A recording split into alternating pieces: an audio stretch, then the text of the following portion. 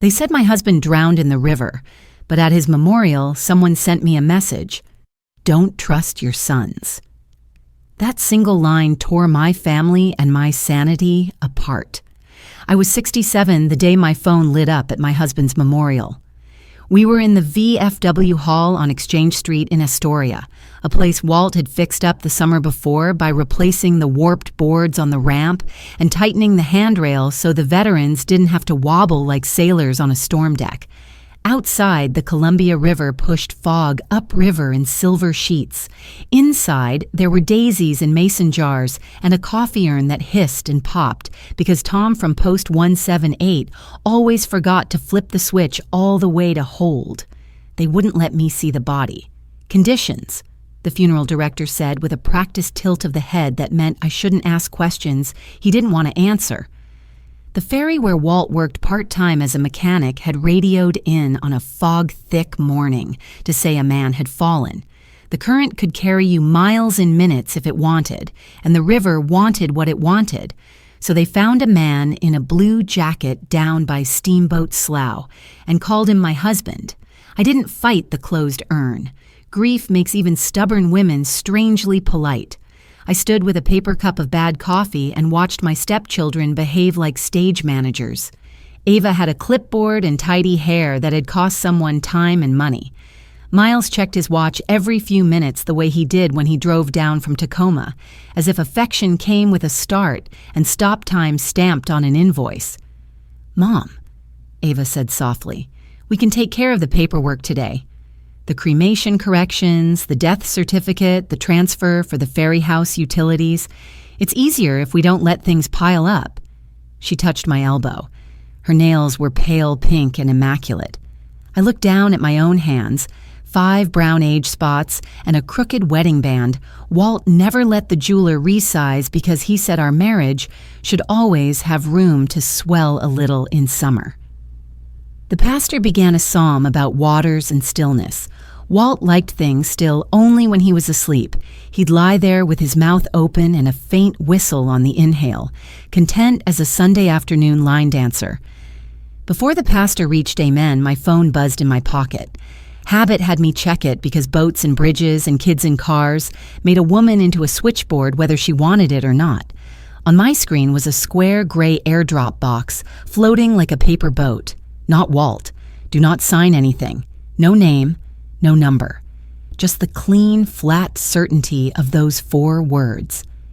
I glanced up, scanning faces, wondering which of these mourners had sent a message strong enough to take a life and turn it inside out.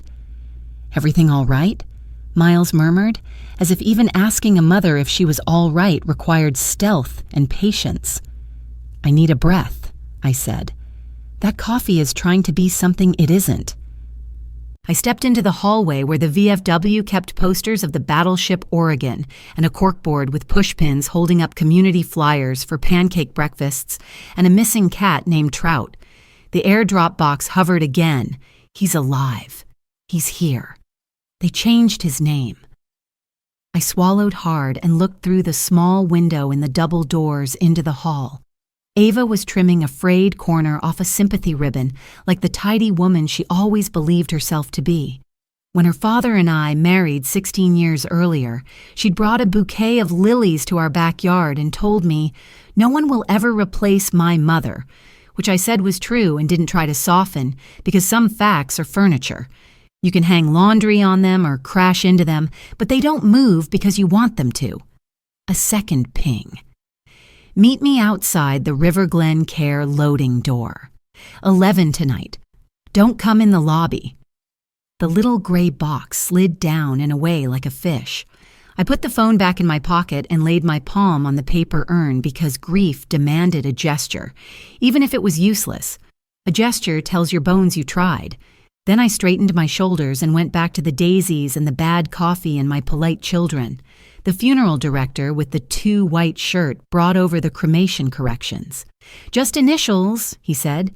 "It's routine after swift water recoveries." "Routine," I said, and the word tasted like a lie you roll in powdered sugar. I looked at the boxes. The line for initials, the Apple Pencil clipped to the legal pad because river counties like to pretend digital made everything reliable and clean. My hand hovered, and I remembered how Walt signed things. The W was sharp, like he'd carved it with a pocket knife. The P in Pierce leaned forward like it was trying to hear better. "Later," I said. "I want to read what I'm initialsing. I'm old, not blind." The funeral man smiled and swallowed. Of course. We sang Amazing Grace, and my voice came in, ragged at the edges, but it came. When it was over, I put the cup in the trash, hugged a row of people who smelled like rain jackets and economy detergent, and watched Ava and Miles exchange the kind of glance that makes you think of actors who've practiced the scene at home. I walked the river path alone. The fog had lifted into gray lace that hung between the dock pilings. I breathed metal and cold. I felt the text in my pocket like a hot coal. When you live long enough, you learn that there are two kinds of shocks. One is the kind that knocks you down and steals your memory. The other knocks you upright and sharpens every corner of your mind. My airdrop was the second sort. When I got home, the answer machine light on the kitchen phone blinked red because I keep the kind you plug into the wall. The tape whirred, and a doctor's voice said, "Mrs. Pierce, we're so sorry for your loss." And a woman from a long-term care place called River Glen said, "We'd be honored to support you during this transition with a quiet, safe environment." That last word, honored, made me think of a flag folded into a triangle and handed to a widow who didn't ask to become one that morning. At 8:30, Ava knocked twice and let herself in. She carried a lasagna she'd bought at the co-op with those fluted pasta edges that pretend to be homemade. "I dropped this earlier," she said, as if I hadn't heard her key. "Did you eat?" "Not yet." She set the dish on the stove and then stepped forward and hugged me in a quick, efficient squeeze, like she was checking if I was hollow. "We should go ahead and sign tonight, Mom." "Sign what?" "The cremation corrections. The house utility transfer. The small county probate petition is already in motion, and if we don't keep up, we could lose dates through the holidays. You know how courts slow down. You filed a petition," I said. "For what?" "Protective measures," she said in a tone so soft it barely had substance.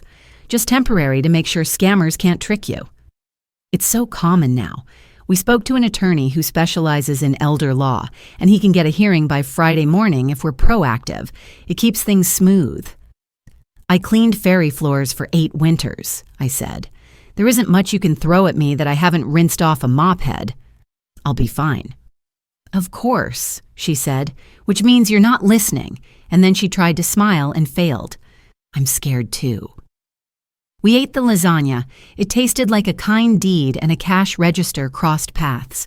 When she left, I locked the door and turned off the lamps one by one, the way I do when my head is busy and my hands need tasks to keep them from fluttering. At 10:30, I put on Walt's old ferry jacket because it had deep pockets and smells that kept me upright. The loading dock at River Glen sits in a corner behind a dumpster that looks cleaner than a lot of kitchens I've seen. There's a single light above a steel door. It was drizzling the kind of mist that coats your hair and your eyelashes like lace. At 11:01, the door opened. A young man in blue scrubs stepped into the light and pushed his glasses up his nose with one knuckle, like he was afraid of leaving a fingerprint anywhere. His hair was the color of wheat toast, and his eyes were kinder than is safe to show a stranger after sundown. "Mrs. Pierce," he said, "you came." I did. "I'm Noah." I sent the airdrop. "You could have signed it," I said, because even in grief, my mouth is my mouth. "Anyone could be within range," he said. "I didn't know which phone you'd bring." "I didn't want to leave a trail on yours. Young people always think they can hide better than they can," I said. "If you're trying to get my attention, this is how you do it. You lean into the light and say my name." He flinched, and I knew then that whatever he was about to say was true enough to be dangerous. "He's inside," he said. "He's not on the registry under his own name." They told me not to ask questions and to chart him as nonverbal. But when I said Evie while I changed the line, he blinked twice the way alert patients do when they're trapped in medication they didn't order. Say his name, I said. They labeled him Howard Pike. But he wears a scratched metal bracelet that says W. Pierce, 1975. I looked up old ferry crew photos and saw him in one. I shouldn't have done it on the work Wi-Fi. It's probably what got me flagged. Don't tell me what you shouldn't have done, I said. Tell me what you're going to do. He swallowed and looked toward the door. I can get you 5 minutes. Not tonight. They're watching me. Tomorrow, after my shift ends at 2, I can slip you to the side corridor before housekeeping comes through. They keep him down the west wing, room 12C. They call it temporary observation. How temporary? He pressed his lips together. It's as temporary as a lock without a key. I took a breath and felt every year I'd been alive line up behind my spine. Thank you, Noah, I said. You get one old woman's promise for that.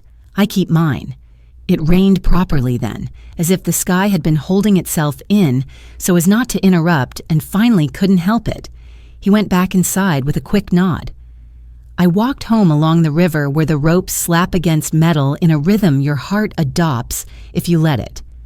At my kitchen table, I took out our old paper file box where we kept everything we didn't want to trust to a cloud.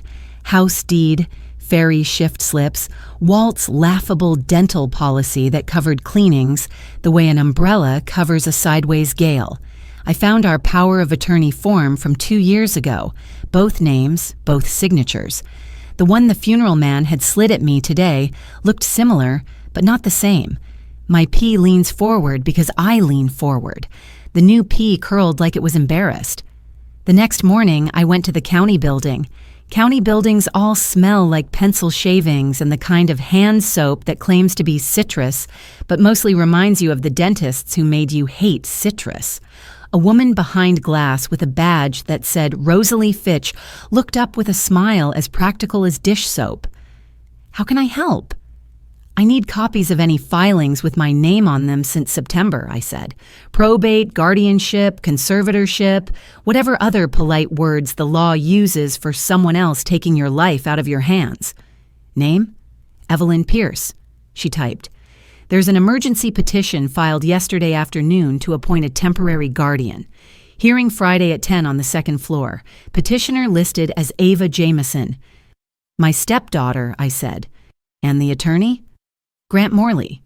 He's active. Active is one word, I said. I've known a lot of river words, too. She smothered a smile with the back of her hand and printed 2 sheets. Do you want certified copies? I want whatever makes a judge sit taller and listen harder.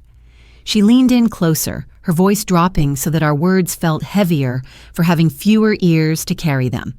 This county's small, she said. If someone told you to go quiet, don't. If someone told you to go along, don't. You didn't hear that from me, I didn't, I said, and left with paper that weighed more than paper should. In the parking lot, my phone buzzed. Ava again. Mom, lunch. We'll swing by with the attorney at 2. So easy to get a consult rolling. I thumbed a reply that said, not today. The river's rolling enough. When I got home, there was a white envelope stuck under my door. No stamp. No address. Inside was a single printed page, a copy of a notary log. The stamp number listed beside my supposed signature belonged to a woman named Helen, who retired last spring and moved to Arizona to be near a daughter who sells crocheted cactus online. I know that because I made friends with the people whose town I shared. I called the number I had for Helen anyway, half hoping the world had stopped being itself for an afternoon. Her new phone went straight to voicemail. At 1:45, there was a knock. Not family knocking. Firm, dry, confident. I opened the door to a man whose suit cost more than most people's dignity and less than his own.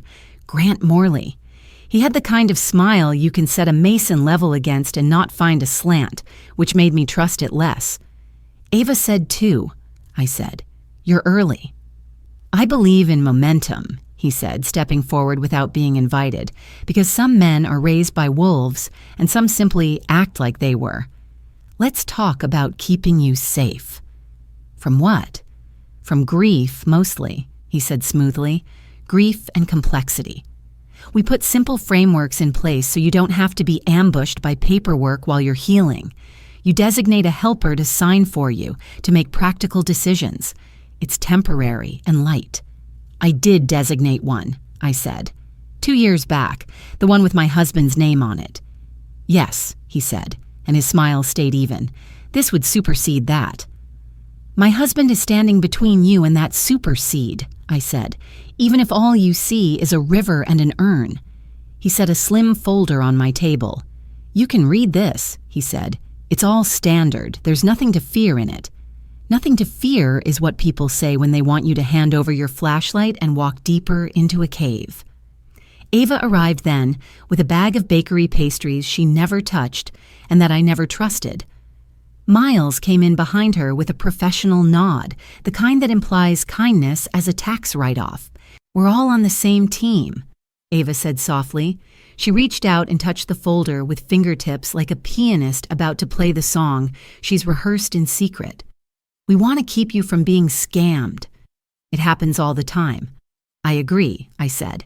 Scams happen every day. Grant opened the folder. On top sat a printout I recognized. It was the exact same power of attorney document I'd looked at last night, the one that had my name on it in someone else's handwriting. They hadn't even bothered to change the font. My stomach did a quiet twist the way boats do when they ease off one current and settle into another. Give me a day, I said. If nothing else, out of respect. My husband deserves a wife who reads what bears her name. You have hours before the hearing, Grant said. We need to move. The judge can approve emergency authority today if you sign. We wouldn't want the court to interpret hesitation as confusion. I'm not confused, I said. I'm alive. There's a difference. I pushed the folder back across the table. You can leave that. I'll read it how you like me best, slow. They went. Grant first, then my 2 polite children who weren't my children, not really, no matter how I had tried. When the door shut, I slid the folder into the bread drawer because I take my metaphors where I can get them and I wasn't hungry for what lay inside. At 1:58 the next afternoon, I stood at the edge of the River Glen parking lot and watched nurses with tired ankles walk to cars scarred by curbs in winter. Noah slipped out a side door and cut across the lane with his head down, the way honest people walk when they're doing something that requires a little sin. Now, he said. He led me along the cinder-block wall where moss grew in a green lace. We slipped through a service corridor that smelled like lemon cleanser and despair, turned left at an empty linen cart, and stopped at a half-closed door where the world went quiet in the way it does when you're about to disobey someone you don't respect. He lifted a finger to his lips, eased the door open, and there was my husband. Thin in ways he never allowed in retirement because he believed butter was a sacrament and biscuits deserved notarized respect. His hair, that half-gray, half-sunburn color, had been shaved close. He had a tube in his hand and a bruise blooming like a slow purple flower where someone had missed and tried again. But his chest moved. That was the main thing. It rose and it fell, and I had never loved the basic arithmetic of breathing so much in my life. Walt, I whispered, it's me. Evelyn. His eyelids shifted. People will tell you that movement is involuntary. People who say that have never had to squeeze meaning out of small mercies. His lips parted. Either a draft moved through the vent, or he let out a breath shaped like my name. Evie. Noah's hand trembled where it held the door. He said, barely audible, they charted him nonverbal. He pointed at a clipboard on the wall. The top sheet said, in neat square letters, Pike, Howard, fall injury, no next of kin. At his wrist, under the tape that held the line steady, the metal bracelet I'd seen in the ferry locker years ago when he showed me the scratches he'd put on it as a kid. W. Pierce, 1975. Walt loved a tool more than any man I ever knew. He kept that bracelet for luck when engines turned stubborn. I touched his knuckles. You were always too stubborn, I said. Stay that way.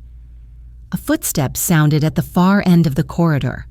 Noah nudged my shoulder and we slipped back through the linen carts into the world where rules wear laminated badges. On the way out, he said, "They'll say he signed an alias consent, but I've seen the real ones patients make. They put their messy lives on the line, but they look like the way people look when they choose. This one looked like a photocopy of a lie stuck inside a man's arm." He stopped beside the back door. "They're already watching me. If I get fired—" "You'll come to my house," I said, because motherhood is a muscle, and it kicks the moment a young person stands in front of you with truth and fear in both hands. You'll get a hot meal and a spare key. If you don't need it, fine. If you do, it's there." He swallowed. "Thank you. Don't thank me for Jesus' work." The next morning, I went back to the county building and asked for Rosalie. She met me in the hallway with a manila envelope and a look that said she had decided which side of the fence she would stand on, no matter who shouted from the road. "I printed the notary transfer records," she said. "The stamp on your power of attorney didn't belong to the woman whose name is on the imprint when it was supposedly used. If you bring that to the hearing, it won't be the end of the argument, but it will make it harder for them to shove you through." "How hard do we need?" "As hard as you can stand," she said. "Do you mind if I ask you something indelicate?" "You can ask me anything as long as you'd want me to ask it of you." "Do you trust your stepchildren?" "I trust who they were at 7 and 9, I said. "I'm still getting to know who they became." "Then let's make the court get to know them with you," she said. "Don't go alone. If you can find anyone with insight, bring them. A neighbor, a pastor, a nurse who saw your husband." She bit her lip. "And if nobody else can go, I'm off at 10. I could sit at the back of the room and look like a woman with a church casserole." "You'd do that?" "I would." I reached for her hand through the little half-circle hole in the glass that made me think of banks and hands that used to pass something human instead of numbers. "Thank you." I left with the envelope and a stiff back and the kind of tired that doesn't happen from walking. The Ferry House was the sort of small that makes furniture into confidants. I sat at the kitchen table with a pencil and a notepad and wrote down what I knew, like my life depended on my handwriting. Walt is alive.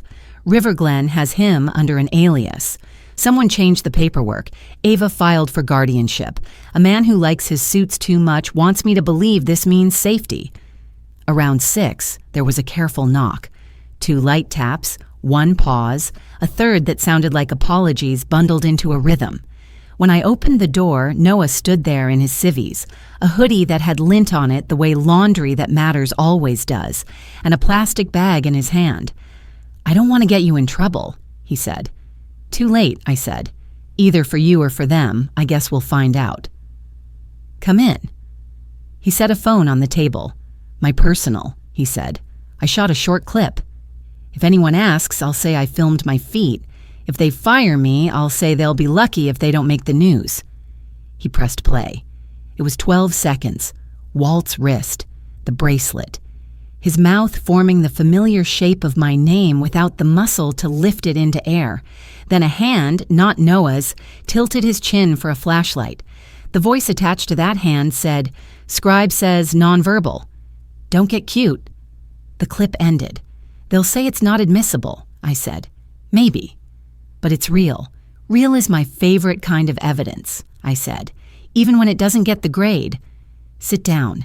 Eat this chicken while it still remembers being a bird."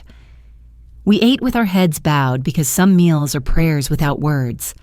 After, he leaned back and let out that small half-groan people make when the body says thank you so loudly the mouth can't help translating it. He told me he'd only been at River Glen 6 weeks. He told me most of the staff were decent and a few were saints, and a handful made money into their religion. He said a man named Grant had been in and out of the administrator's office all week. "Grant Morley?" He nodded. "People who have 3 first names always make me nervous. They want to watch a train leave a station nobody else knows exists. You don't get to choose what makes you nervous," I said. "You just choose what you do with it." "I already did," he said, "and I'm not done." At 10 the next morning, I walked into the courthouse with a file folder under my arm and a woman who worked in records walking beside me like we'd been neighbors since our children were babies. I wore my one good blouse because dignity sits straighter when you ask it to put on something with a collar.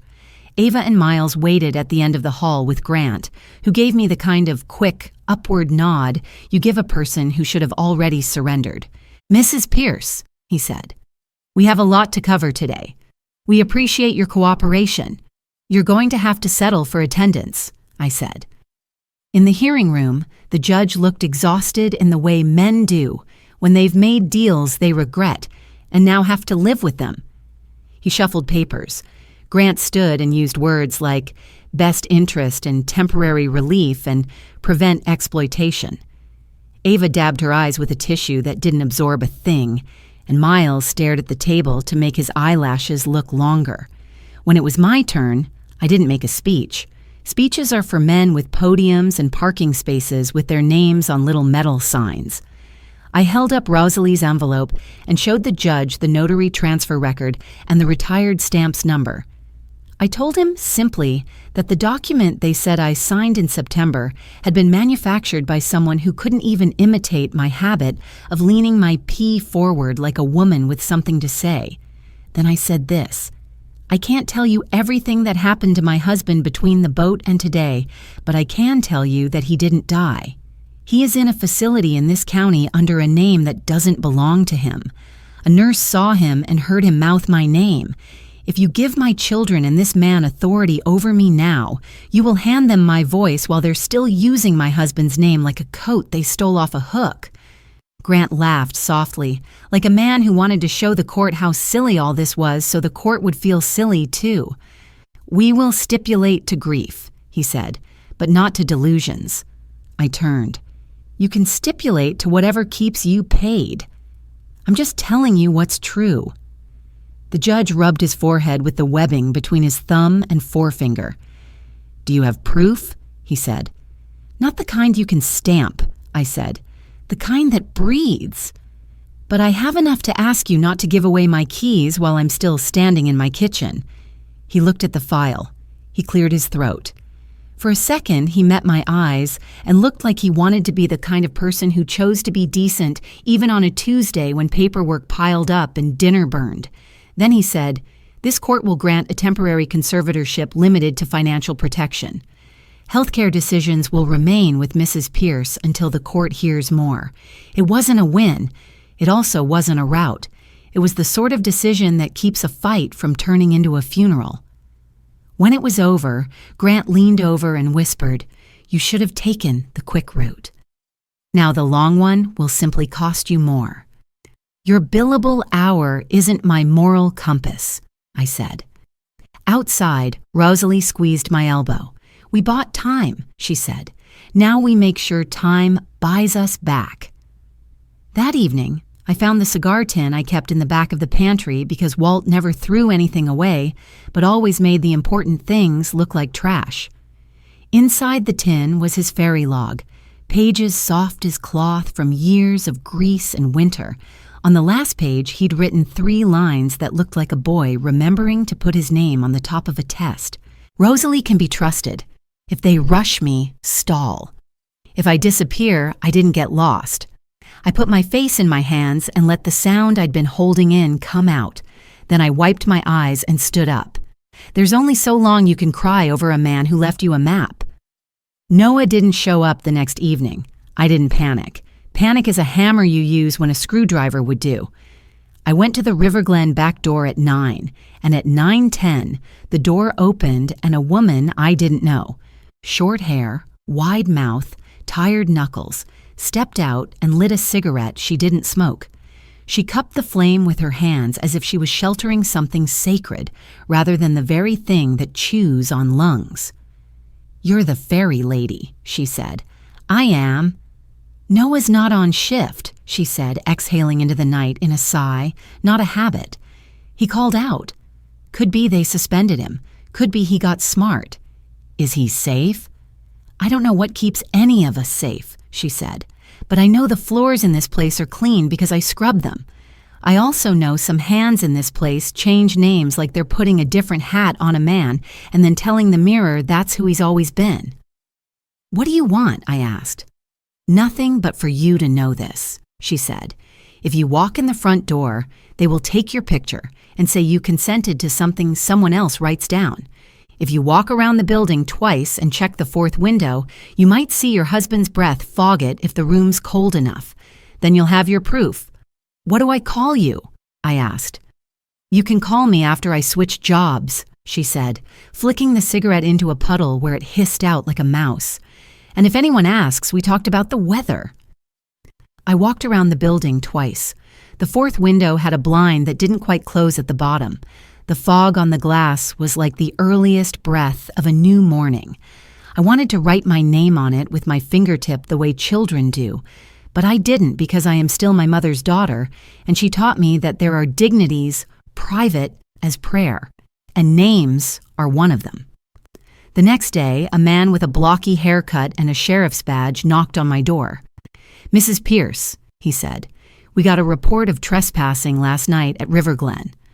I took a walk, I said. Around a building, I pay taxes to inspect when it needs inspecting. He looked tired. Honest tired, not corrupt tired. I'm not here to arrest you. I'm here because my cousin works laundry at that joint, and she says there's something rotten in the way they chart. But she's laundry, so nobody asks her anything. If I stick my neck out, they'll chop it. If you stick yours out, they'll try, and the town will bring you soup. That's the difference. What do you need? Something I can't be accused of inventing, he said. A copy of a consent form with an alias that looks like a Xerox of your husband's bones. Anything that shows the left hand lied while the right one counted. Come back tomorrow, I said. Let me see what I can pull. He left his card. It said Deputy Morales. It also had, in faint pencil, Tuesday nights, second floor windows short a latch. That afternoon, while Ava texted to ask how I was holding up and if I had processed the whirlwind, I baked a casserole for the width of the evening and then left it on the counter to cool the house down.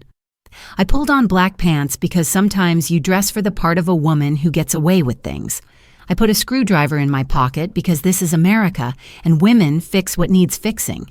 Then I walked the long way to the county building where Rosalie worked and waited under the maple tree until she stepped outside with her cardigan over her scrubs because on Thursdays she did both jobs and called it making ends meet with a zipper. You're a dangerous lady, she said, but her smile made it sound like a compliment. Do you want to be more dangerous? I asked. Is there coffee in it? 2 cups, I said. Strong enough to teach you a lesson and sweet enough to apologize for it. At 9:30, 2 women of a certain age climbed the employees' stairs of River Glen because the brutal truth is that if you look like someone's aunt who bakes and volunteers at the food bank, you can get away with walking like you belong. On the second floor, where the frosted doors look exactly like the frosted doors on the first, we pushed the latch Deputy Morales described and found it gave the way old secrets do. Inside, the hallway glowed with low light that makes faces into shapes. We moved together like teenagers in a church basement, stifling laughs not because anything was funny, but because the situation refused to be normal and the body didn't know which response would save it. At room 12C, I paused. My heart did not pound. It steadied. I put my ear to the door and heard the breath I had cataloged for 16 years. I turned the handle and let myself in like a woman entering her own kitchen. Walt lay where I'd last seen him. The blue at his lips was gone.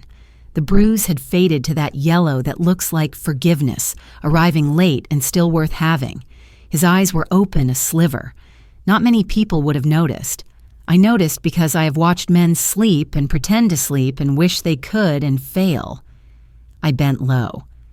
You don't owe me awake, I whispered. You owe me stubborn.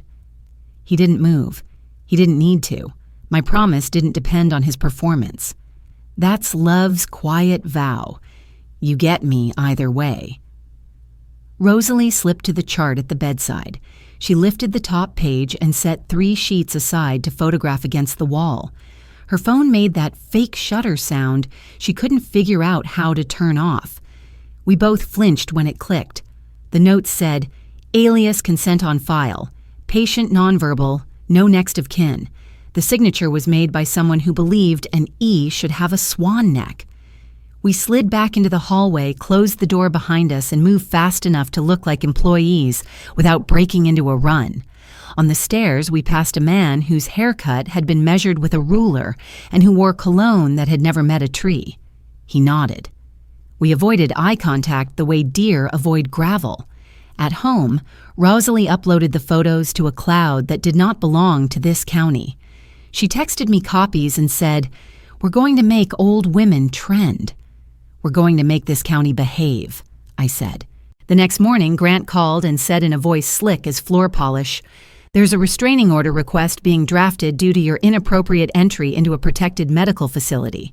"Inappropriate entry is how the truth gets into rooms you keep locked," I said. "Do what you need to do." "I'll do what I need to do. Mrs. Pierce, Evelyn, you're making this harder than it has to be." "The thing about hard," I said, "is that I've done it before and I know I can do it again." He hung up. I put the kettle on and then turned it off because I didn't need heat to feel wakeful. I called Deputy Morales. He answered on the second ring. "Bring what you have," he said. "We'll see how high we can push this up the line before someone tells me I don't work here anymore." I took the printed photos. I took a copy of the notary transfer. I took the texted airdrop screenshots. When I reached the station, he met me at the side door, away from the cameras, because decency survives best when it is allowed to keep its coat on. He looked through the papers. He called for a supervisor quietly. A woman with a braid walked in and said nothing and read everything, and then nodded once like someone who had been waiting for the seam to appear so she could lift it and see what the linings hid. "We need a warrant for records," she said. "The judge who'll sign it is fishing on the weekend. We'll get him to come back or we'll ruin his trout. Either way, bring your patience." I went home and watered my spider plant because it is arrogant in winter and makes me feel like I'm living with something that refuses to surrender. Then I sat at the table and wrote a letter to Walt, the way I used to when he went on long repairs upriver and thought he needed an excuse to miss me. "They're trying to fold me into a file," I wrote. "Poor men always think paper is thicker than women. If I ever doubted whether you were stubborn enough to hold on, I'm sorry. I can hear your breath at the window when the heater kicks. That's a trick I'll fall for gladly." Before dinner, there was a knock. It wasn't a knock that belonged to anybody decent. It was a hard, flat rap that says, "I only know how to open doors with force." When I looked through the peephole, a man in shirt sleeves stood on my porch with a flat box under his arm. When I didn't open quickly, he called, "I have something that belongs to you." "What?" I asked through the door. "Mail, court mail, leave it." He set the box down, shrugged as if he were leaving a casserole, and walked away. I waited until his car started and slipped around to the side door because just because you have your own keys doesn't mean you have to use them predictably. The box held 3 things: a copy of a restraining order request, a notice of a hearing, and an anonymous note in cramped blue pen. Check the funeral chain of custody. I know funeral homes. They are businesses like any other. They also have their saints and their sinners. I called the one that had handled Walt's remains, if that's the word you use for a story somebody is writing on your behalf, and asked to speak to the person who signed for the transfer from the county. The woman on the phone put me on hold long enough to make the coffee pot finish, and then a new voice said, "This is Cheryl." I said, "I need to know who signed for my husband and when and where they saw him. And I need it in writing and certified." "I don't have that in front of me," she said. "You will in 2 hours," I said, "and you will be ready to swear to it in court. And if you swear wrong, I will ask your pastor to come sit in the front row and watch. If you have a pastor, and if you don't, I will ask your grandmother." She took a breath. "We have the chain of custody," she said, small. "It shows a transfer through the coroner's office. It shows a seal number on a bag. It doesn't show a visual confirmation by family. It lists circumstances that call for discretion. We rarely do it that way. We were told to move efficiently. Bring that paper to my house, I said. Then go home and think about how you can do your work without letting it become someone else's weapon. She arrived with an envelope and eyes that had the shine people get when they realize their job can take their name away if they're not careful.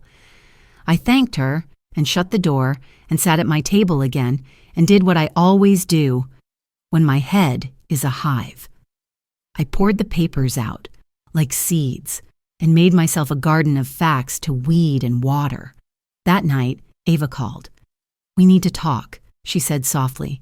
"We are. Not like this, in person. I don't want misunderstandings." "You filed papers saying I'm not capable of understanding," I said. "Not in so many words, of course. You hired someone whose words are pretty on paper and wet in the hand." Silence. She took a breath that crackled. "This is about safety. Dad is gone. You're alone in that house. There are so many scams. You think these people at the county and the facility are helping you. They're not. They're telling you what you want to hear. You're being played by whom?" "By whoever is sending you messages," she said. "By a nurse who wants attention. Mom, please. We're offering to carry the load. Let us—" "No," I said. "You sound stubborn," she said. And for one graceful second, I heard a 12-year-old in her voice, the girl who wanted her father to love her, first and best. I learned from the best. She hung up before I could say I wasn't trying to win anything but the truth. The next morning, the sheriff's department called. "We're serving the facility a warrant for records," Deputy Morales said. "If you want to stand at the edge of the parking lot and not get in the way, I can't stop you."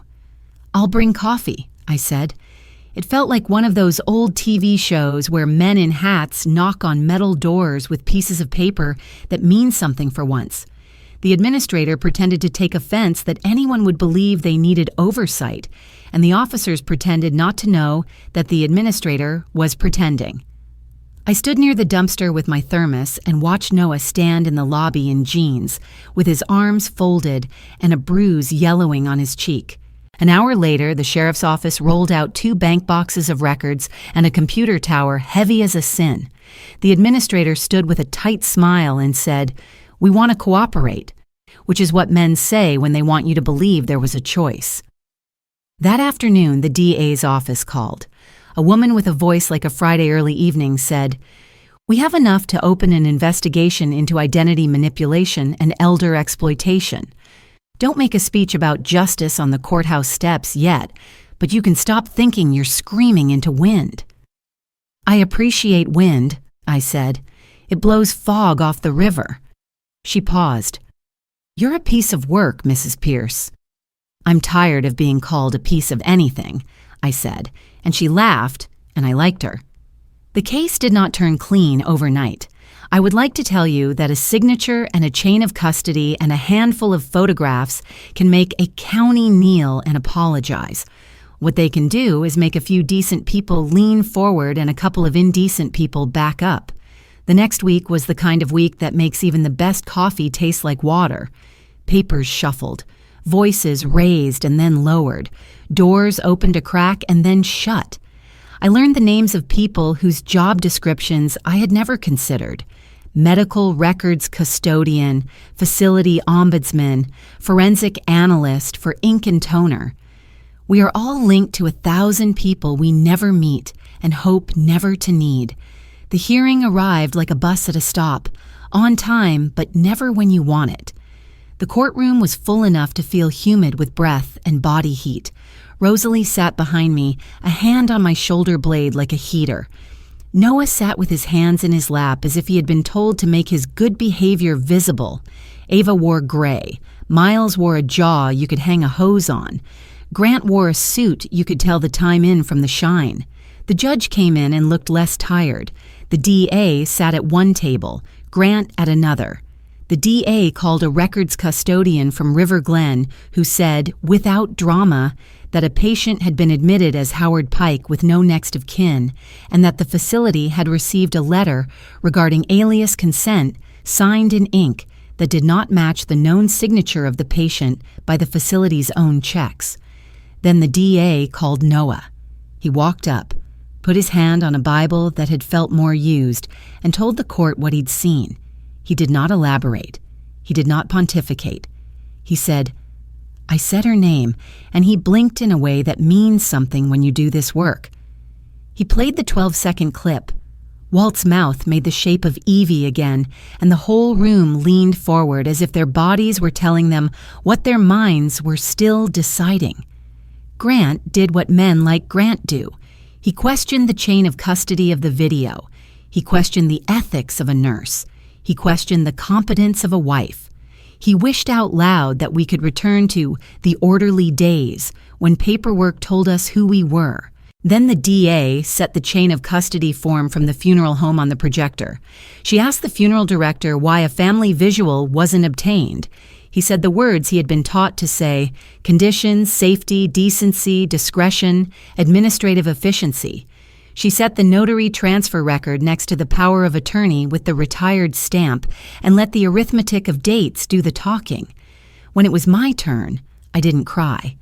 I did that at home where it counts and counts against you equally. I told the court what I knew. I told them what women like me tell people like them after a lifetime of being asked to speak up but not make a fuss. I said, "I'm not here for a fight. I'm here for my husband. He did not die. He is not Howard. He is Walt. He is a man who fixes what other men broke because he liked giving stubborn things one more honest chance. Don't you dare tell me that the only record of his last days is a piece of paper filed by men who like the word temporary when it lets them keep permanent things." The judge looked at me for a long moment. His eyes got soft and then hard because decency has to fight through layers in rooms like that. He set his pen down and said, "This court suspends any temporary conservatorship over Mrs. Pierce and orders an immediate independent evaluation of the patient admitted as Howard Pike. Further, this court orders River Glen to disclose all identity-related correspondence received in the past 60 days. If the patient is determined to be Mr. Walt Pierce, he is to be released to his wife's care pending further medical review." Grant stood. "We object to the—" "Objection overruled," the judge said, and his voice had the weight of a hammer striking the good wood in old halls. They took Walt home 2 days later. Not because institutions move fast, God forbid, but because institutions move fast when there's light in the room and men smell their careers heating up. He came out in a wheelchair because walking is something you have to teach your legs again after weeks, and sedatives and decisions made on your behalf by strangers. His eyes were clearer. He did not look triumphant. He looked relieved in the way men do when the boat finds the channel again. "Evie," he said, "and you never know how much you miss the sound of your own name until your name returns from hiding with the person you love, carrying it in his mouth." Ava stood on the lawn when the van pulled up. She had a look on her face I could not read because I did not feel like reading it. She walked forward, hands up, tears real this time. "Dad," she said. He lifted his palm. "Don't," he said. She stopped like he'd drawn a chalk line. "You thought a lot," he said. "You didn't think about me. I wanted to keep her safe," she said, pointing at me like I was a lamp she could straighten. "You wanted to keep a story in your hands," he said. "You forgot people belong to themselves." "Dad," she whispered, and for a terrible, lovely second I saw a 10-year-old again. "This is a porch for truth," he said. "Come back when you can carry it without dropping it." She left. She will come back different one day, or she won't. I have learned not to bet my peace on someone else's timeline. Inside, I helped him to the couch. He leaned back and let out a sound that was half pain and half gratitude, and all human.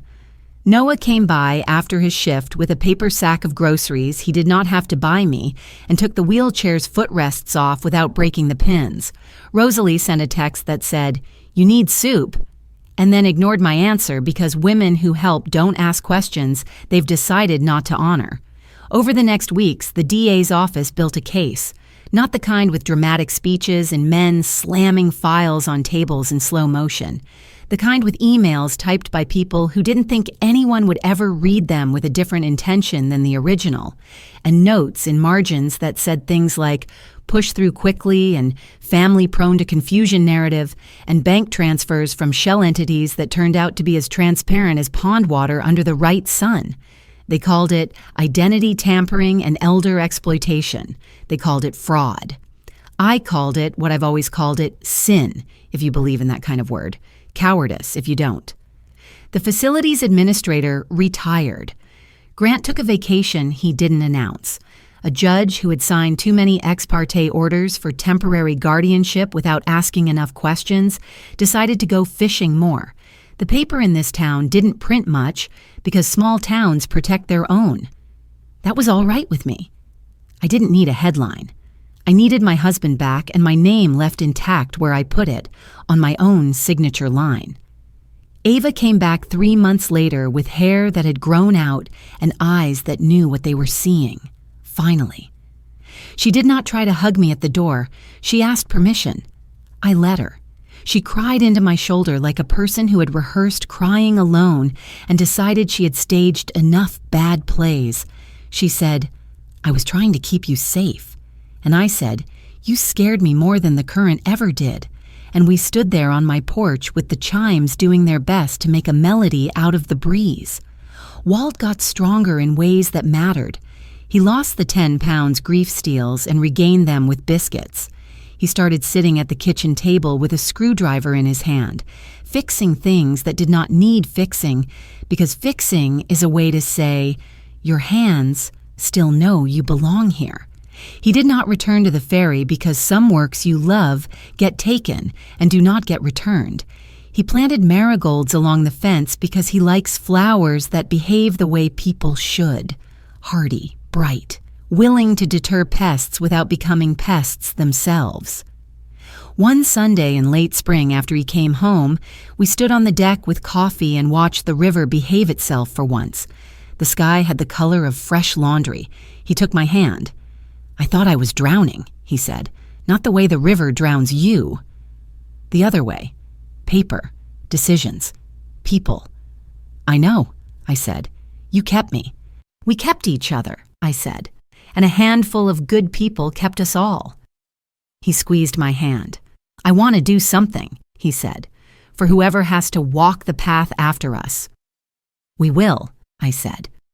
We opened a fund with a modest name and a strong backbone. Grants for people caught in the maze of guardianship and paperwork. Small checks that buy copies and transcripts and stamps you can trust. We put it in the name of the river because I don't need my name on things. I need my name to function as my name. When the DA finally called to say charges had been filed, she asked if I wanted to make a statement. I told her I had once bought a dress for a funeral and then worn it to a wedding because I am a practical woman and life is not a tidy file. I said I did not want my words turned into quotes. I said if someone wanted a sentence from me, they could have this: blood's not a leash. Love is not paperwork. Don't let anyone make your mouth smaller than your heart. The reporter from the city wrote me anyway. She showed up in a raincoat and sneakers and carried a notebook and an apology. "I'm late to the story," she said. "You're right on time," I said. "It's still happening." "Do you want to go on camera?" she said. "I'll tell you a story," I said, "and you can put the camera where you like, and if what you shoot honors the story, we'll both sleep." We sat in my kitchen. I told her a version of this, the one where a woman who wasn't ready to be a widow and wasn't willing to be a ward held a handful of paper up to the light and watched which pieces let the sun through. She cried once, at a part I didn't expect. People surprise you that way. That's a mercy and a trouble. After she left, I stood at the window and watched the river do the same thing it did yesterday and will do tomorrow. Walt came up behind me and set his chin on the top of my head because he is taller and because long marriages teach you where to rest your bones when the day ends. "Remember when you said you didn't trust marigolds because they were too good to be true?" he said. "I never said that," I said. "I said I didn't trust petunias. They make a mess." He laughed. I have put that sound in my pocket 1,000 times. I pulled a few cents of it out and played with it like a child. I want to go back to the ferry one day, he said. You can sit on the bench, I said. You can bring a thermos. You can point at the rope and tell some kid not to wrap it around his wrist because he'll lose his arm if the winch catches. And you can say those words the way old men do. Like their breath made the rules and the river obeyed. You make fun of me, he said, pleased. I honor you, I said. The DA called months later with an outcome. I won't give you dramatic details because the law rarely does. She said there had been pleas and fines and agreements and career moves. She said there would be oversight in places that had preferred quiet. She said the facility would be under a monitor for 2 years, and then the state. She said the man with 3 first names had found himself uninvited from certain rooms. She said Ava had not been charged with anything because the court believed she had been used by men who needed a nice woman to look steady while they did something unsteady behind her smile. Do you agree with that? The DA asked me, careful. I agree with complexity, I said. I agree with consequences. I agree that guilt doesn't always mean charges and innocence doesn't always mean a lack of harm. You're a difficult interview, she said with affection. You won't fit on a bumper sticker. Bless me, I said, and she laughed and said, Amen. People ask me if I miss the time before all this.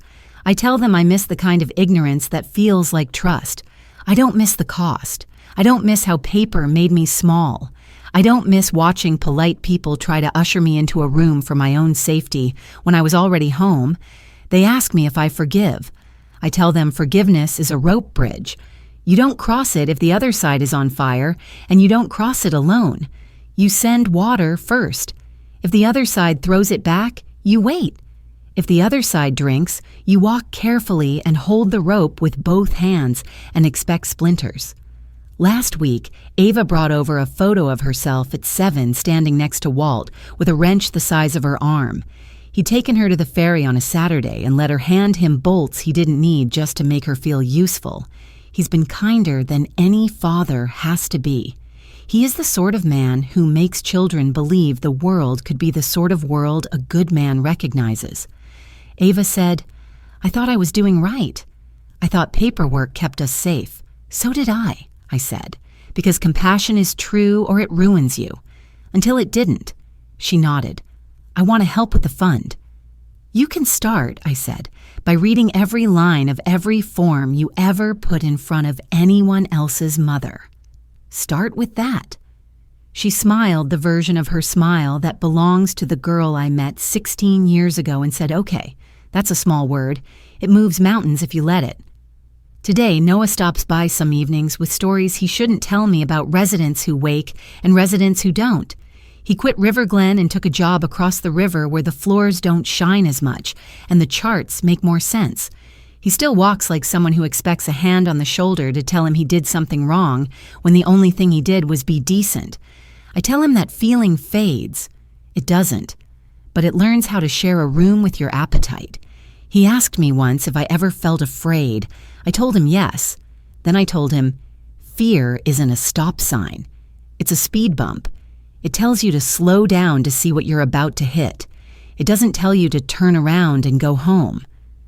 Some mornings, I sit on the porch and write my name on a notepad in pen, the way old people do when they want to remember their own bones belong to them. I lean the P forward. I make the E like a little set of steps. I add the Y at the end like a note passed in class to someone you trust to read it right. I bring Walt his coffee and his half toast with butter and honey. He holds the mug with both hands now, not because it's heavy, but because he loves the heat. He looks at me the way men look at women they almost lost forever and didn't. I say, we did that. He nods. We did. People send letters to the fund. Some are written in beautiful cursive, and some in wobbly block print, and some in a careful script that reveals how much a person had to concentrate just to put themselves on paper long enough to ask for help. They all say the same thing, really. They say, I didn't think this could happen to me. And then they say, it did. And then they say, please. We send small checks and lists of questions to ask and phone numbers of people who answer and take notes. Sometimes we send a person, Rosalie in her sweater, Noah in his hoodie, me in my coat that still smells like river. We don't promise outcomes. We promise attendance. We promise the opposite of neglect. You want a moral. People always do, no matter what they say. They want to end a story and feel taller than when it began. Here's mine. Don't let fear dress up as love and move into your guest room. Don't let paperwork talk you into a smaller voice. Don't hand your gavel away when you are still able to lift it. If you need a symbol, come walk the path by the ferry with me on a late afternoon when the river remembers to be blue. I'll show you the bench where a man who saved my name sits with a thermos and tells boys not to wrap rope around their wrists. I'll show you the marigolds that keep the bugs off the tomatoes without having to be mean about it. I'll show you the window I watched fog over and the exact place I decided to become a problem with a name instead of a package with a label. And I'll tell you the same thing I told the judge, the officer, the man in the suit, the children I tried to love into better choices. I am alive. I am not a form. I am not an alias. I am a woman who leans her pea forward. I am the wife of a man who breathes. I am the one who knows what my name sounds like when it is spoken by the person I chose. That's not a quote for a headline. That's a sentence you write on a door so you know which side of it you mean to stand on. When the wind picks up in the afternoon the way it does here, the chimes tangle and Walt laughs and calls them stubborn too. I tell him to hush because the neighbors like quiet and he never has learned, and I hope he never does. He puts his hand on my back and says my name, the one that isn't on a form anyone else filed for me. And I take the coffee and we watch the water and we do the only job worth doing in a house like ours. We stay. We keep. We sign for ourselves.